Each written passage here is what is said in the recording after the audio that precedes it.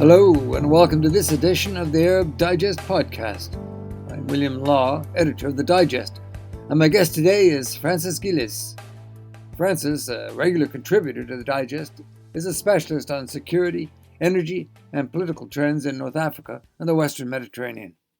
He's a senior associate research fellow at the Barcelona Centre for International Affairs and a visiting fellow at King's College London. Francis, welcome back to the podcast. Thank you very much for inviting me.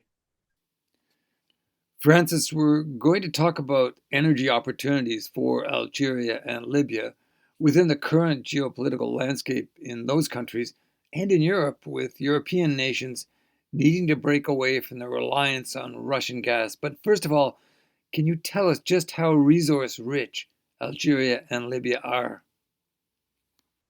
Well, obviously, in the case of Libya, we know that there is plenty of unexplored. The land is rich, but because of the problems internally in Libya in the last 15 years, there's been very little exploration.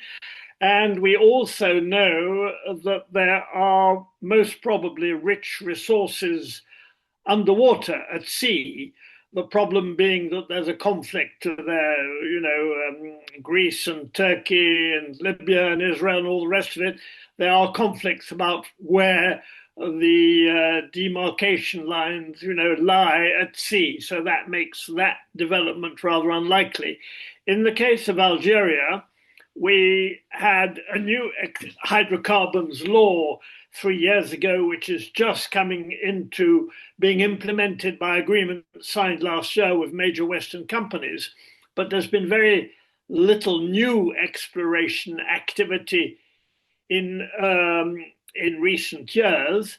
And we know from the geology we know that there are vast tracts of Algeria which have actually never been explored. So quite apart from the possibility of shale, we have conventional gas, we have plenty of, the likelihood of discovering new gas and oil is considerable in both countries.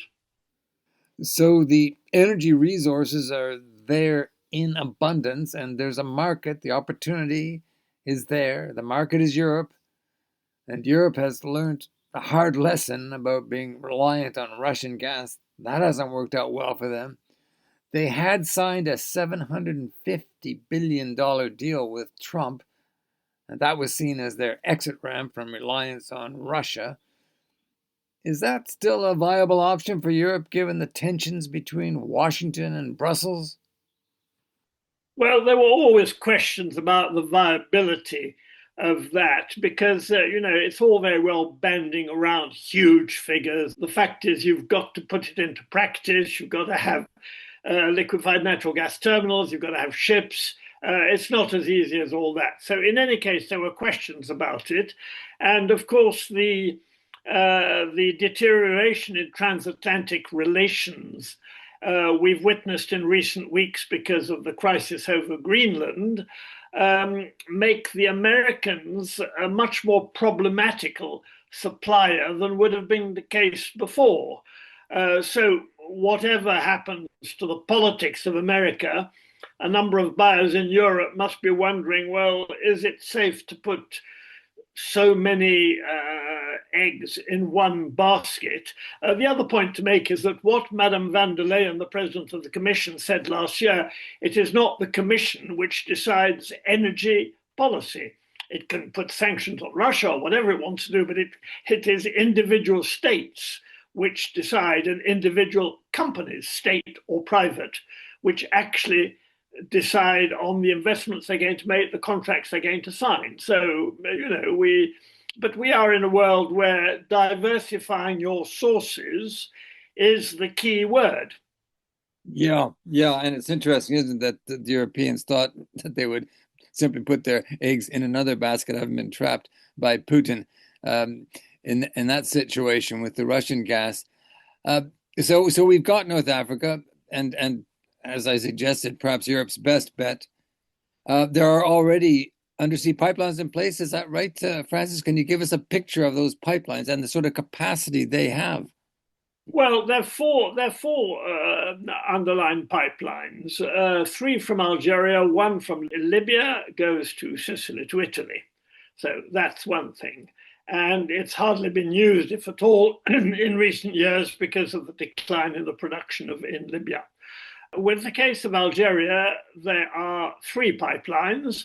One which runs from Algeria to Italy via Tunisia, which has been in constant use since 1983 and was in fact the first ever underwater gas pipeline built by Snam Progetti, a remarkable Italian company, in the early 1980s.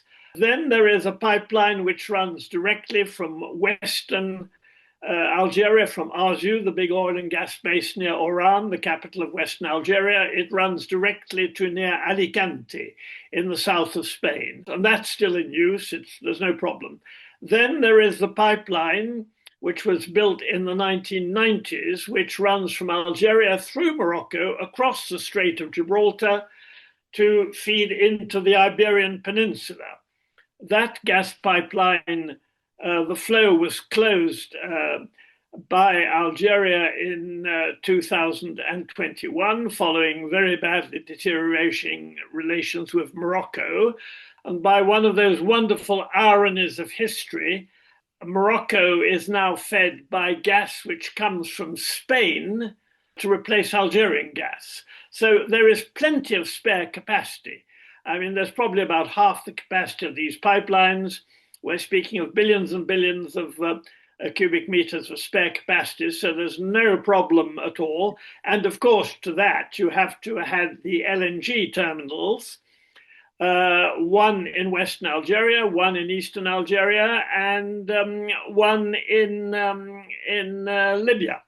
So the spare capacity is there, although in the case of the LNG plants, you must say the liquefaction plants, they really badly need to be modernized and upgraded. They waste a lot of gas. The Algerian plants date from the 1980s, but that's just a question of modernizing and reducing the flaring and getting the whole thing working better.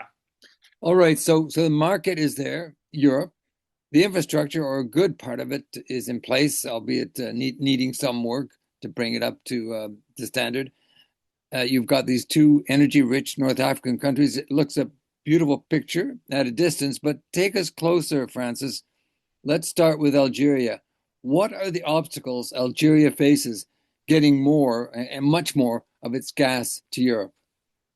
Well, the main obstacle in Algeria has been for the last 15 years the fact that its domestic consumption keeps on going up because it has one of the cheapest energy prices in the world.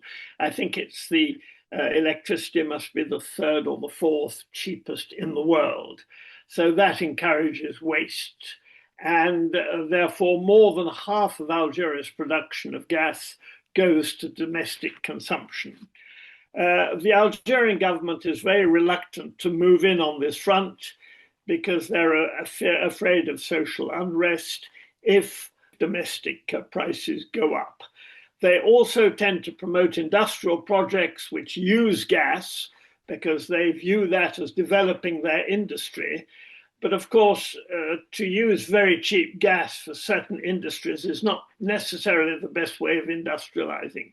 So that is the key point which holds back Algeria's greater capacity, any greater capacity to export. The second point is that Algeria, until recently, had appeared reluctant to tackle flaring, which is, in other words, torching gas either on the gas field or at the LNG plants. And it was one of the worst offenders.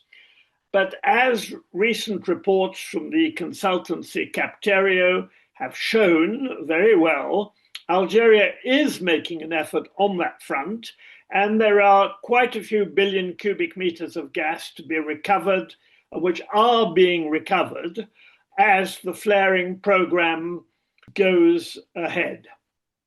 So it's a kind of mixed picture then. Is it Francis in Algeria? Because you're suggesting that the government is not really capable of fully developing and making the breakthrough with this market opportunity. Would that be the case? Well, that is the case, but it cuts across a deeper problem in Algeria is the what I would call the lack of overall economic vision for the future.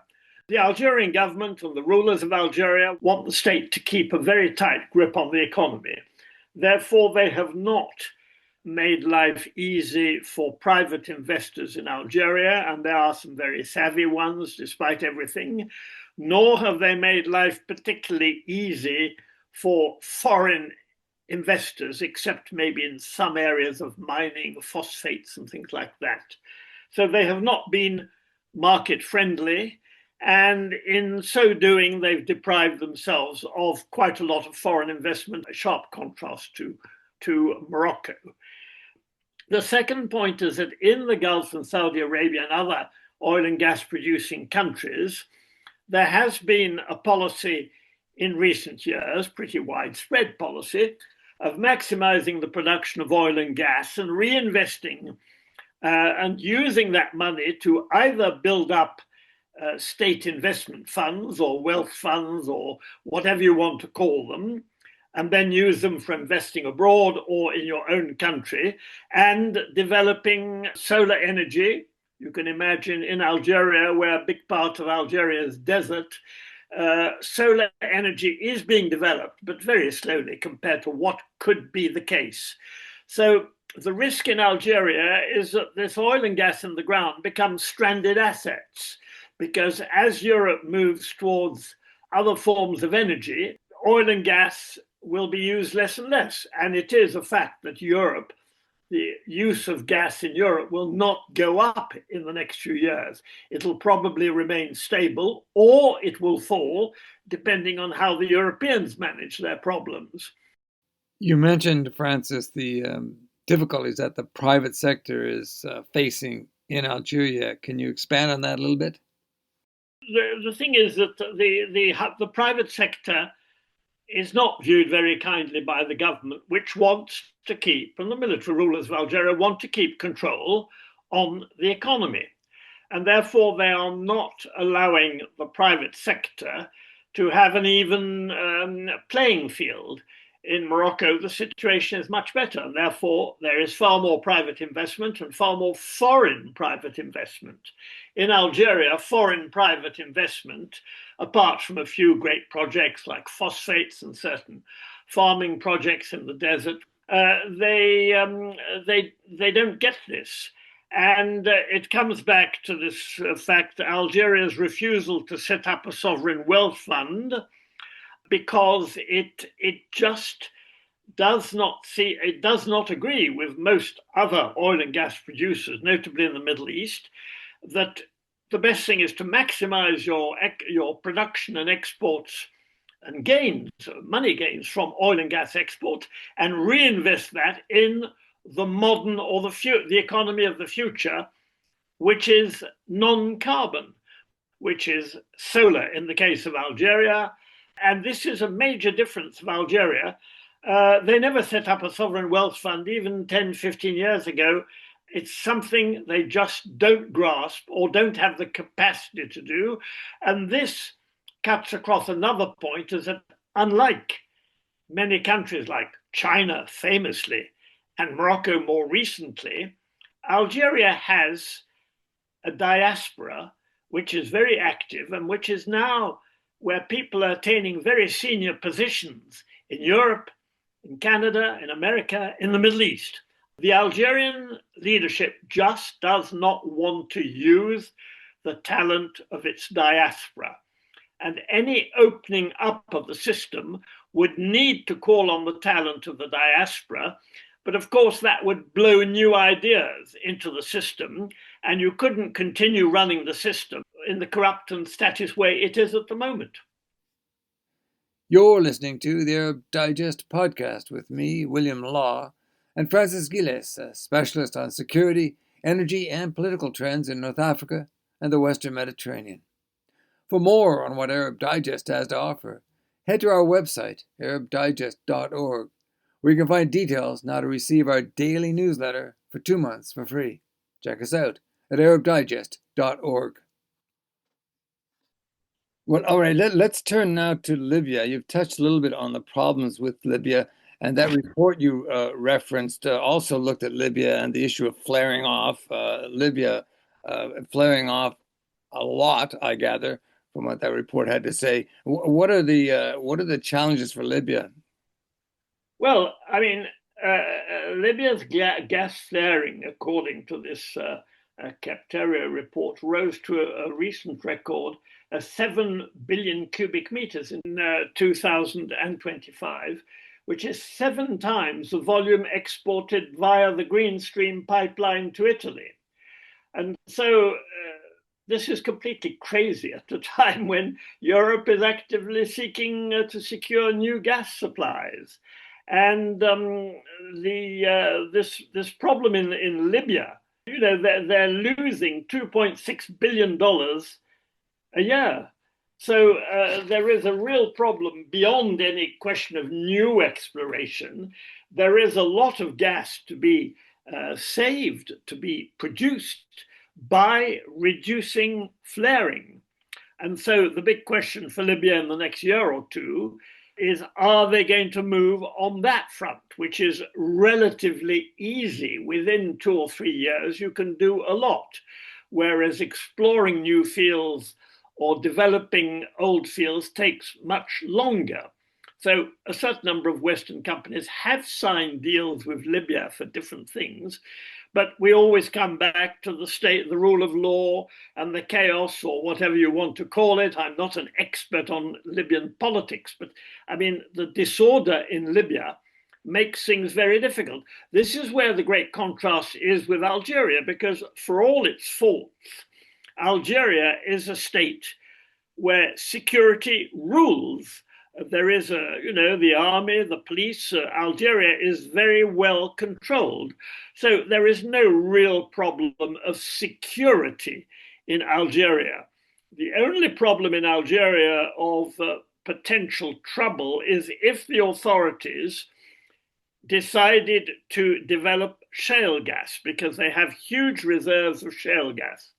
When they tried 10 years ago, they were faced with rioting across the oasis in the desert, the southern part of Algeria, simply because people did not trust the state company not to mess up the aquifer, the underwater aquifer, which is huge in the Sahara, but which is obviously a very delicate problem, because once you pollute it, then you're in serious trouble. So although they have signed deals with American companies recently, and it seems to be on shale, nonetheless, the president never mentions it in public, because he's very mindful that there is a lot of opposition. So I think, personally, if I had to bet, I would say shale is a non-starter in Algeria for the time being. So Francis, what about Libya? Would Libya have any shale potential, or is it primarily? I do not know if Libya has shale potential, but in any case, Libya has plenty of potential in oil and gas as it is. The big question, of course, the tantalizing question with Libya is the offshore possible sources of gas. But there again, as I say, Turkey, Greece, Cyprus have different readings of where the sovereign line at sea lies, and Turkey has developed a theory whereby they have it's much further from the shore, the area they can control. So it's very difficult to go into exploration if you have major conflicts. And one has to remember that a few years ago, French and Turkish ships faced one another in that part of the Mediterranean on this point. So it might happen one day, and maybe one should hope it happens.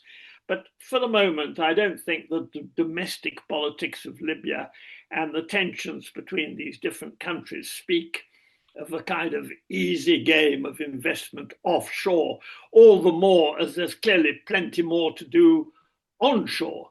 Mm, So why yeah. bother to go in? And it just looks a bit like playing politics. I'm not sure it quite makes sense. Yeah, yeah, and I suppose for outside investors, a huge gamble. If I am an outside investor, Francis, I'm looking at Libya, I'm looking at Algeria, weighing up all of the challenges. Which country would I be most likely to perhaps put my money into? Well, I would say Algeria clearly is the most stable of the two. The other point we have not raised is the attitude of Europe. I think that there are connections in terms of they're not only pipelines between Tunisia and Sicily. There are also all kinds of fiber optics and communication lines, and the same applies in the Strait of Gibraltar. So I think the European Union, the Commission, could do much more to signify to North Africa that it wants to strengthen relations linked with oil and gas and other things more strongly. I think this is the political message matters, because if you give a political message which is very positive and you stick to it, but you announce it and you say, okay, we'd like to do this and this and this, but we would need this and this and this to happen. Not speak down to them, as so often we have done in the past in Europe and in the West, but speak to them as equals. Then I think there is something to be done to express interest. And although relations between France and Algeria are really at rock bottom at the moment, the policy of Europe doesn't have to be decided by relations between Paris and Algiers. I mean, relations between the Italian Prime Minister, Mrs. Meloni, and Algeria are very good. Relations between the Spanish Prime Minister, Pedro Sanchez, and his vis-a-vis in Algiers are very good. I don't know what the Germans would think of this, because what Germany does matters. Germany needs energy. Is Germany really interested in promoting green hydrocarbons? This seems a bit of a long shot.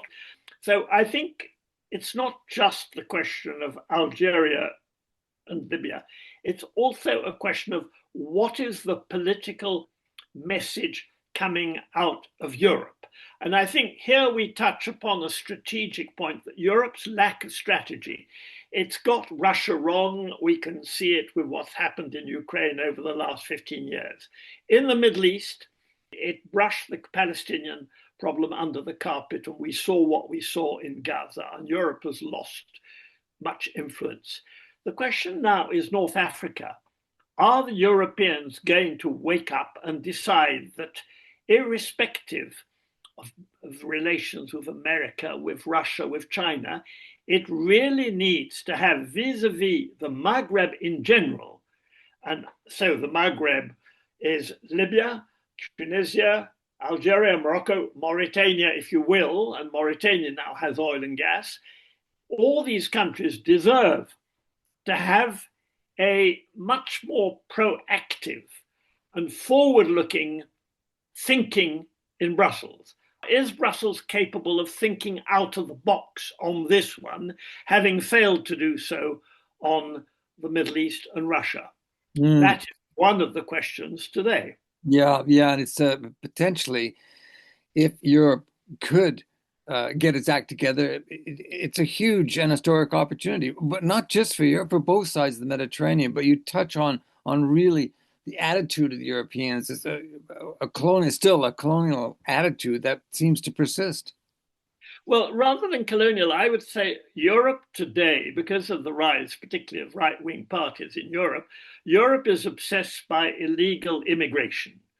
Mrs. Meloni conducts policy vis-a-vis Tunisia and Libya and Algeria, and so do the other European countries, purely on the basis, can they hold back immigrants from the south of the Sahara, stop them crossing the sea into Europe? That is the main basis of policy. That problem is a real problem, and it has to be addressed. But if it was addressed in a much broader framework, it would stand the chance of getting a more intelligent response than what we're getting today.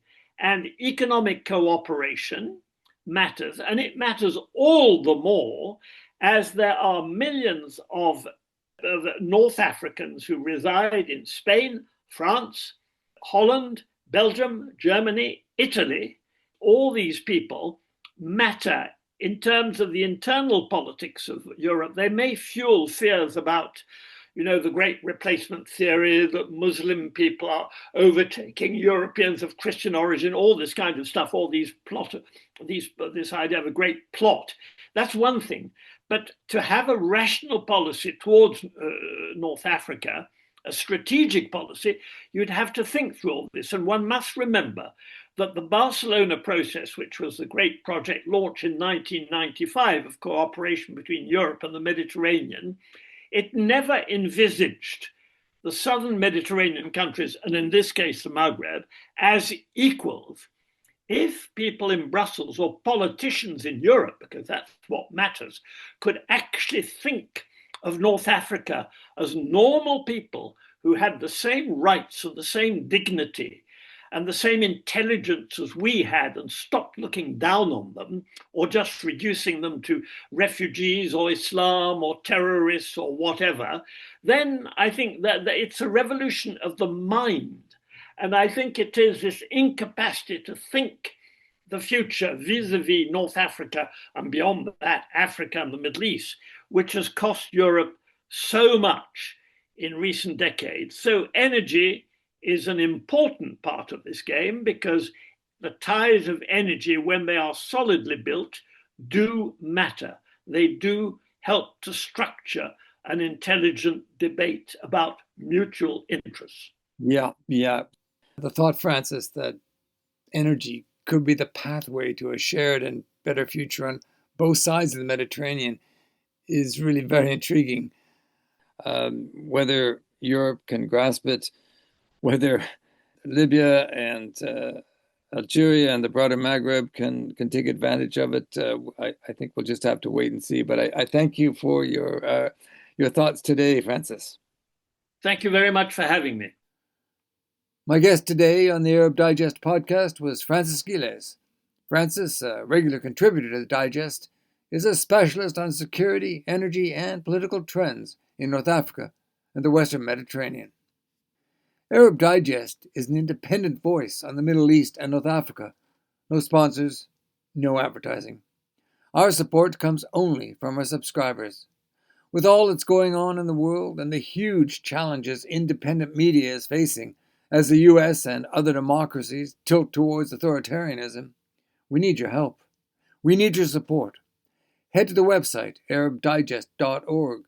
See what we have to offer you with our team of analysts, commentators, and writers, folks you will not find anywhere else. And while you're there, check out our offer of a free 2-month trial to our reader-supported daily newsletter. Follow us on Facebook, X, and LinkedIn, and search our library of more than 300 podcasts on Apple Podcasts, Spotify, SoundCloud, or other platforms. The podcast has had more than 250,000 listens since our launch, and we thank you for listening. I'm William Law, editor of the Arab Digest. Essential reading, essential listening from independent sources.